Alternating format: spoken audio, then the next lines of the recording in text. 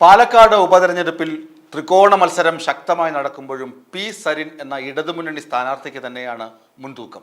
അതിന് അനുകൂലമായ നിരവധി ഘടകങ്ങളുണ്ട്.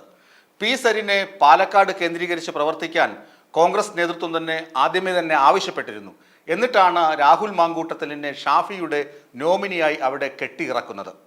അതുകൊണ്ട് തന്നെ കോൺഗ്രസിലെ ഒരു വിഭാഗം ആളുകൾക്ക്, അല്ലെങ്കിൽ കോൺഗ്രസിന് പരമ്പരാഗതമായി വോട്ട് ചെയ്തുകൊണ്ടിരുന്ന പാലക്കാടൻ ജനതയ്ക്ക് പാലക്കാടിൻ്റെ ഒരാൾ കോൺഗ്രസിലുണ്ടായിരുന്നു, അയാളെ പുകച്ചു പുറത്ത് ചാടിച്ചതാണ്, അല്ലെങ്കിൽ പുറത്തു പോകാൻ സമ്മർദ്ദം ചെലുത്തിയതാണ്, അതുകൊണ്ടാണ് ഇടതു മുന്നണിയിൽ അദ്ദേഹത്തിന് ചേക്കേറേണ്ടി വന്നത് എന്ന വിശ്വാസം അവിടുത്തെ വോട്ടർമാർക്കുണ്ട്. ആ വോട്ടർമാരുടെ വോട്ടുകളെല്ലാം പി സരിന് ലഭിക്കും എന്ന ഉറച്ച പ്രതീക്ഷയിലാണ് ഇടതുമുന്നണി. അതുപോലെ മറ്റൊരു പ്രധാനപ്പെട്ട ഘടകം അദ്ദേഹത്തിൻ്റെ വിദ്യാഭ്യാസ യോഗ്യത, അദ്ദേഹത്തിൻ്റെ ജനങ്ങളുമായുള്ള സമ്പർക്കം, അദ്ദേഹം പറഞ്ഞ വാഗ്ദാനങ്ങൾ, കർഷകർക്ക് ഒപ്പം നിൽക്കും, അതുപോലെ തന്നെ പ്രതിഭകളെ കണ്ടെത്താൻ കളിക്കളങ്ങൾ സജ്ജീകരിക്കും. ഇത്തരത്തിലുള്ള വാഗ്ദാനങ്ങളും പാലക്കാടൻ ജനതയെ സ്വാധീനിച്ചിട്ടുണ്ട്. കൽപ്പാത്തി രഥോത്സവം, അതുപോലെ തന്നെ സാംസ്കാരിക തനിമ നിലനിർത്തുന്ന സംഭവങ്ങളൊക്കെ പാലക്കാടുണ്ട്. ആ പാലക്കാടിൻ്റെ സാംസ്കാരിക തനിമ നിലനിർത്തി കർഷക മനസ്സിനെ സംരക്ഷിച്ച് കർഷകരുടെ ഉന്നമനത്തിന് വേണ്ടി പ്രവർത്തിക്കുമെന്ന് ഡോക്ടർ സരിൻ പ്രഖ്യാപിക്കുമ്പോൾ അത് CPM-ൻ്റെ നിലപാട് കൂടിയാണ് പ്രഖ്യാപിക്കുന്നത്. അതുകൊണ്ട് തന്നെ CPM-ൽ നേരത്തെ അബ്ദുൾ ഷുക്കൂറൊക്കെ വിമതസ്വരം ഉയർത്തിയിരുന്നുവെങ്കിലും അവരെയൊക്കെയും അനുനയിപ്പിച്ച് പാർട്ടിക്കൊപ്പം നിർത്താനും അവർക്കൊപ്പമുള്ള അണികളെയും അതുപോലെ തന്നെ അവർക്ക് ബന്ധമുള്ള വോട്ടർമാരുടെയും വോട്ടുകൾ കൃത്യമായി സരിന് ലഭ്യമാക്കാനുള്ള എല്ലാ സംവിധാനവും ചെയ്തിട്ടുണ്ട്. അതുമാത്രമല്ല, കഴിഞ്ഞ 13.5 വർഷമായി ഷാഫി പറമ്പിലാണ് അവിടുത്തെ MLA, അതായത് UDF കോട്ട. ആ കോട്ടയിൽ എന്തൊക്കെ വികസന പ്രവർത്തനങ്ങളാണ് ഷാഫി ചെയ്തത്? ഷാഫി മണ്ഡലത്തെ തിരിഞ്ഞു നോക്കിയിട്ടില്ല എന്നുള്ള വാസ്തവം ജനങ്ങൾ പറയുന്നുണ്ട്. നിങ്ങൾ വിഷ്വൽ മീഡിയയിലേക്ക് കണ്ടിട്ടുണ്ടാകും ജനങ്ങളുടെ പ്രതികരണമൊക്കെ. അതൊക്കെ വെച്ച് നോക്കുമ്പോൾ കഴിഞ്ഞ ദിവസം കൊട്ടിക്കലാശത്തിലും ഇത് കാണാൻ കഴിഞ്ഞു. ജനങ്ങളുടെ ആവേശം, വോട്ടർമാരുടെ ആവേശം, അണികളുടെ ആവേശം, ഇതെല്ലാം കണക്കിലെടുത്ത് നോക്കുമ്പോൾ പി സരിൻ തന്നെയാണ് കളം നിറഞ്ഞു നിൽക്കുന്നത്.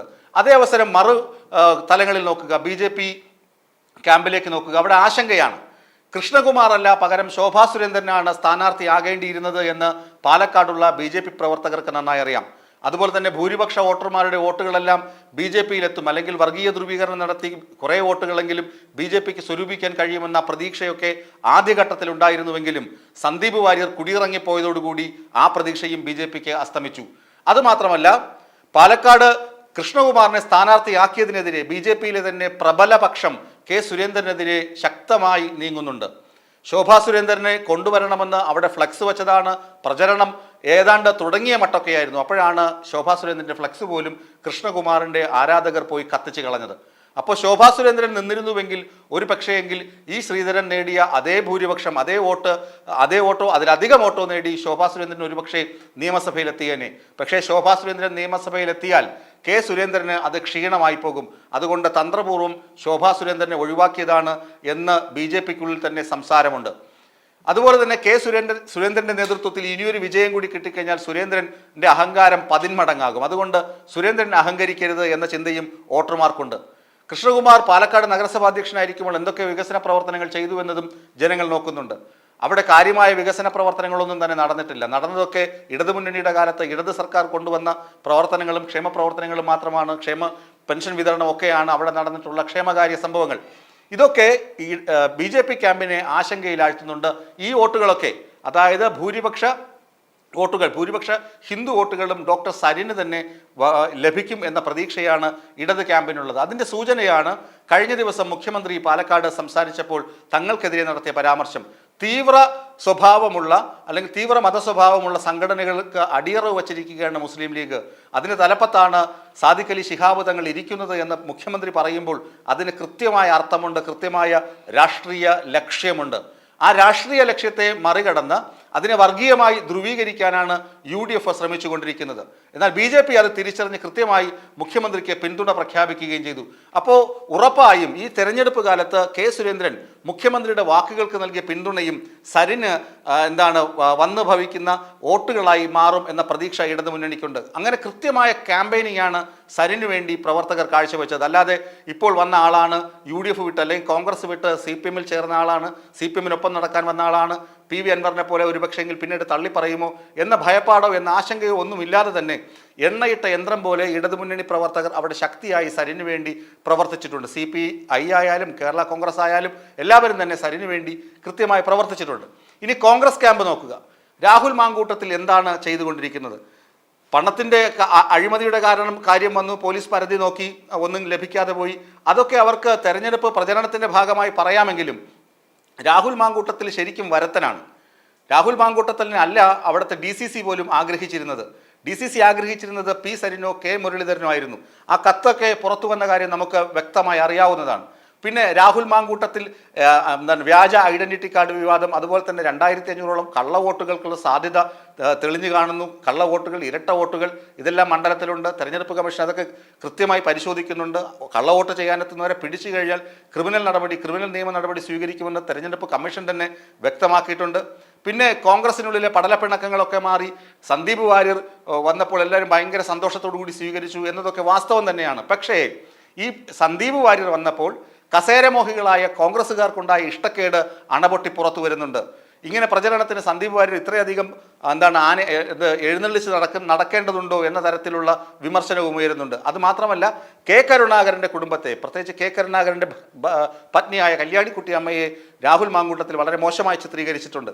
അത് പത്മജ ആദ്യം രാഹുൽ മാങ്കൂട്ടത്തിൽ സ്ഥാനാർത്ഥിത്വം ഏറ്റെടുത്തപ്പോൾ തന്നെ, സ്ഥാനാർത്ഥിയായി പ്രഖ്യാപിക്കപ്പെട്ടപ്പോൾ തന്നെ പത്മജ വേണുഗോപാൽ അത് പറഞ്ഞതാണ്. കോൺഗ്രസിനോട്, അതായത് ആത്മബന്ധമുള്ള കോൺഗ്രസ്സുകാരൻ, കരുണാകരനോട് ആത്മബന്ധമുള്ള കോൺഗ്രസ്സുകാരൻ, കരുണാകരൻ ഇഷ്ടപ്പെടുന്നയാൾ, കരുണാകരൻ്റെ മക്കളെയും കുടുംബത്തെയും ഒക്കെ ഇഷ്ടപ്പെടുന്ന ആരും രാഹുൽ മാങ്കൂട്ടത്തിലിന് വോട്ട് ചെയ്യില്ല. ഇതെല്ലാം വച്ച് നോക്കുകയാണെങ്കിൽ BJP ക്യാമ്പിലെ അസ്വസ്ഥതകൾ, കോൺഗ്രസ് ക്യാമ്പിൽ സന്ദീപ് വാര്യർ വന്നപ്പോൾ ഉണ്ടായ അസ്വാരസ്യങ്ങൾ, അതായത് കസേരമോഹികൾക്കുണ്ടായ അനിഷ്ടം, കരുണാകരനുമായി ലോയൽറ്റി ഉണ്ടായിരുന്ന, കരുണാകരനുമായി അടുപ്പമുണ്ടായിരുന്ന ആളുകൾ രാഹുൽ മാങ്കൂട്ടത്തിലിനെ എതിർക്കുന്നത്, രാഹുൽ മാങ്കൂട്ടത്തിലിൻ്റെ പൂർവ്വകാല ചരിത്രം, വരത്തൻ എന്ന പ്രതീതി, ഇതൊക്കെ കൊണ്ട് തന്നെ രാഹുൽ മാങ്കൂട്ടത്തിലിനേക്കാൾ വിശ്വസ്തനും ഏറ്റവും അർഹനും പി സരിൻ തന്നെയാണ് എന്ന് ജനം വിധി എഴുതിയാൽ അതിൽ ഒരു അത്ഭുതവും വിചാരിക്കാനില്ല. കള്ളം നിറഞ്ഞു തന്നെയാണ് സരിൻ നിൽക്കുന്നത്. അതിനെ ഭയം പൂണ്ടിട്ടാണ് ഈ വർഗീയ ധ്രുവീകരണ പ്രചരണവുമായി UDF ഇറങ്ങിയിട്ടുള്ളത്. നിശബ്ദ പ്രചരണമാണ് ഇന്ന് നടക്കുന്നത്. വീടാന്തരം കയറി ഇറങ്ങി സ്ഥാനാർത്ഥികളും പ്രവർത്തകരും വോട്ട് തേടി പോകുമ്പോൾ സരിനു വേണ്ടി പ്രവർത്തിക്കുന്നവരും കൃത്യമായി പറയുന്ന, അടയാളപ്പെടുത്തുന്ന കൃത്യമായ കാര്യം ഇതാണ്: വർഗീയ ധ്രുവീകരണമല്ല മുഖ്യമന്ത്രിയുടെ വാക്കിൻ്റെ ഉദ്ദേശം, അത് രാഷ്ട്രീയ ലക്ഷ്യമാണ്, രാഷ്ട്രീയമാണ് പറഞ്ഞത്. കാരണം ന്യൂനപക്ഷ വർഗീയതയെ പ്രോത്സാഹിപ്പിക്കുകയും അതായത് മതഭീകര സംഘടനകളെ പ്രോത്സാഹിപ്പിക്കുകയും ചെയ്യുന്ന നിലപാടുള്ള ജമാഅത്തെ ഇസ്ലാമിയും അതുപോലെ തന്നെ SDP ഒക്കെയായുള്ള ചങ്ങാത്തമാണ് മുസ്ലിം ലീഗിനെ നശിപ്പിച്ചു കളഞ്ഞത് എന്ന് മുഖ്യമന്ത്രി പറയുമ്പോൾ കൃത്യമായ വിവരത്തിൻ്റെ അടിസ്ഥാനത്തിൽ തന്നെയായിരിക്കണം അത് പറഞ്ഞിട്ടുള്ളത്.